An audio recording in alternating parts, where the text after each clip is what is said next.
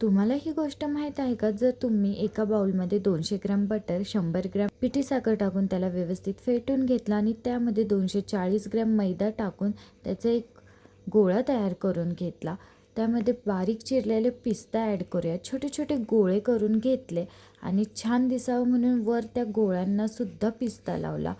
ओव्हनमध्ये 15 मिनिटासाठी हे बेक करून घेतलं तर तुम्ही घरातच बेकरी स्टाईल पिस्ता कुकीज सहज बनवू शकता, ते पण अगदी 15 मिनिटात. जर ओव्हन नसेल तर तुम्ही कढईमध्ये सुद्धा हे कुकीज बनवू शकता. सोपं आहे. कढईमध्ये मीठ टाका, त्याच्यावर एक स्टँड ठेवा, स्टँडवर एक ताटली ठेवा आणि त्याच्यावर हे पिठाचे गोळे ठेवा. अर्ध्या तासासाठी झाकण लावून मस्तपैकी कुकीज बेक करून घ्या.